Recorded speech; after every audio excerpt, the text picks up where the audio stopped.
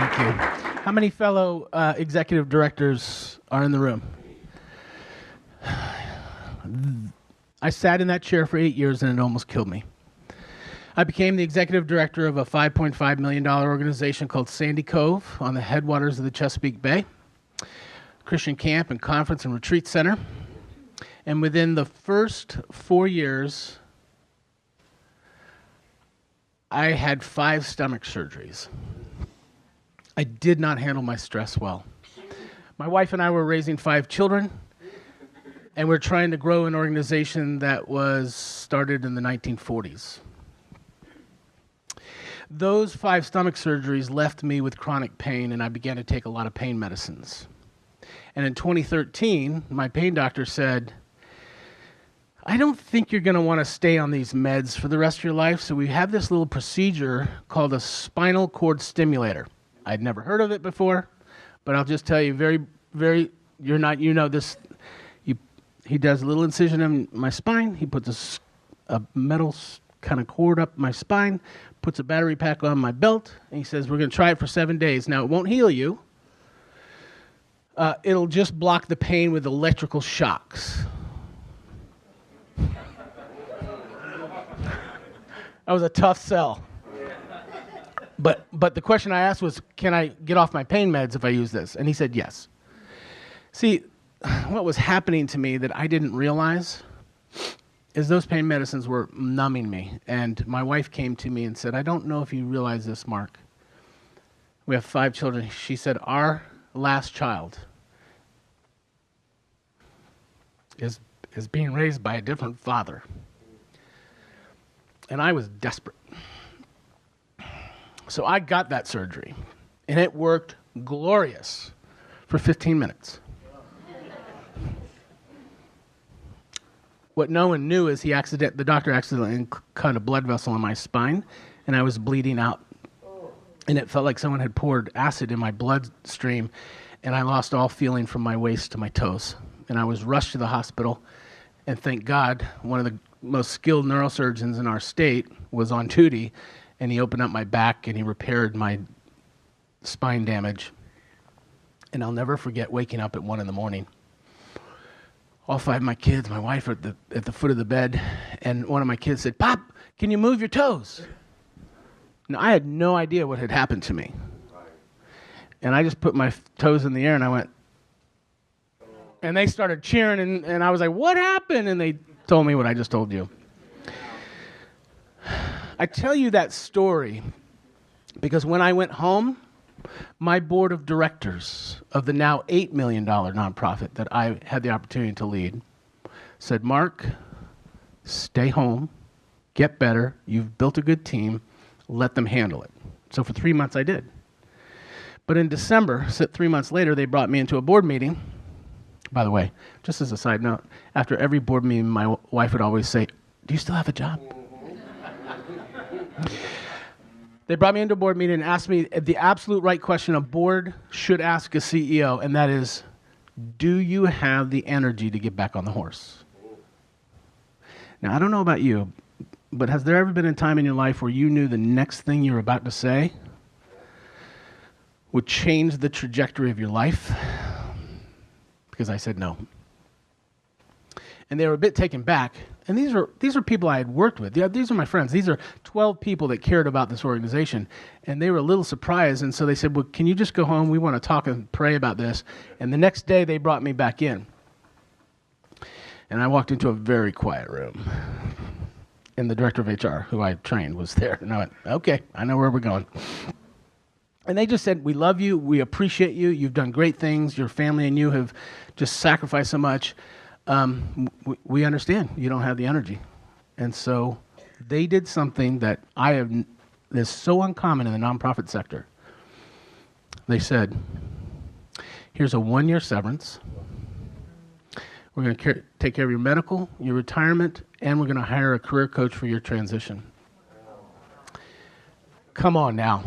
That's a board. That's a board. I tell you this story because I've sat in your chair, executive directors, for 8 years, and I've struggled to grow organizations, and I didn't handle the stress well, and it threw me to the curb.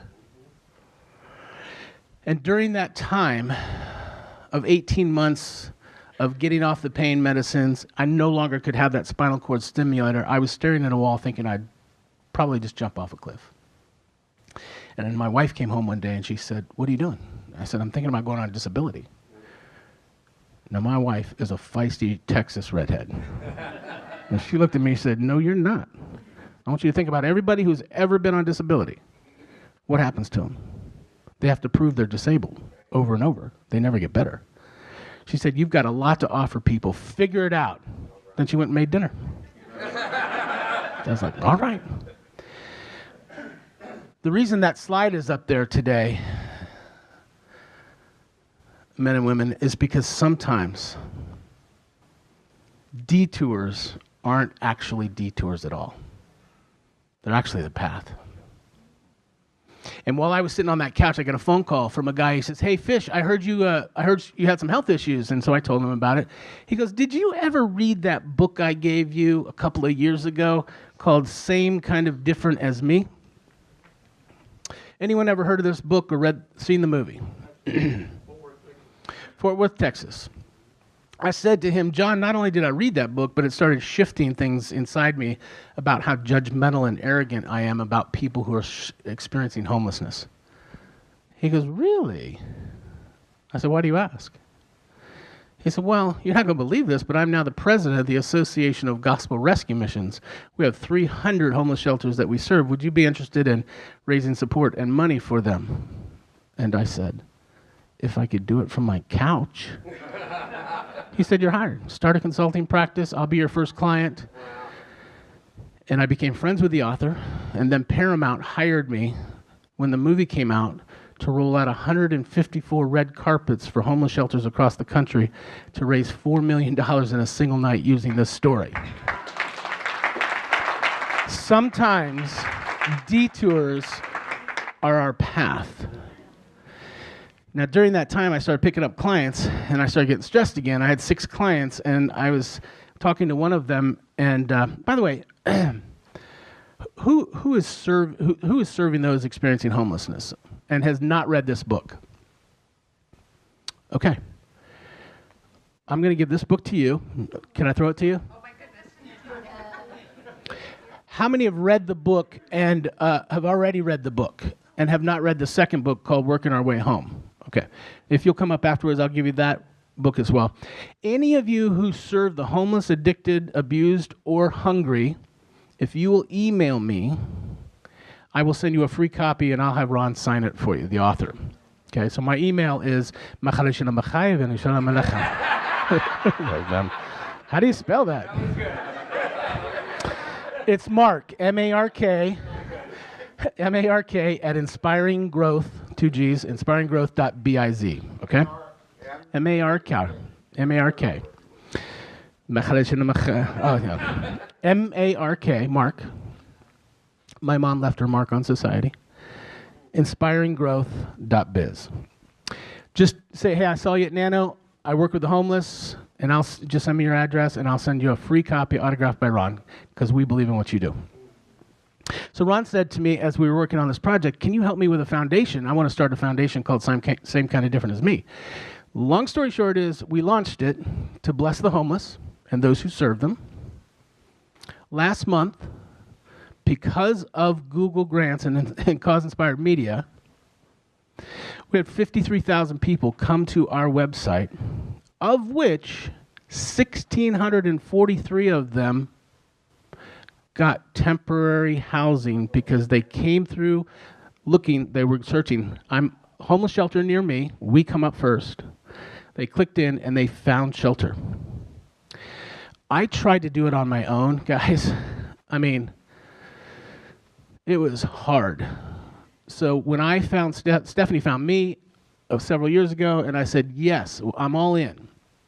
They've been managing our grants, and last year we got $98,000 worth of Google grants through Cause Inspired Media. I meet with them monthly. We go over and change our ads regularly. I don't have to know the algorithms, write the ad. Well, I do write the ads, but they do all of the work. I tell you all of that because we can't do this thing alone. We need partners. That's what I love about what I do. I had one of my clients is a executive director at a nonprofit in Prescott, and I worked for them for about 2 years. And he called me one day. He says, "Fish," he said, "I am so grateful. You have inspired growth in me as a leader, and we've grown 62% as an organization. And I'm thinking about running for mayor of Prescott, Arizona. Would you help?" I said, "Hold on just a second. What did you just say?" He said, "You inspire growth in me." See, my company name was Payne Fisher Marketing Group. It was my name. And that was the day that a detour became the path. And someone spoke back to me what I was supposed to do with my life, to inspire growth with leaders and their organizations. And I couldn't do it without the partnership with Cause Inspire Media. They help me help my clients. Any questions? Thank you for what you do. Together, we can make the same kind of difference.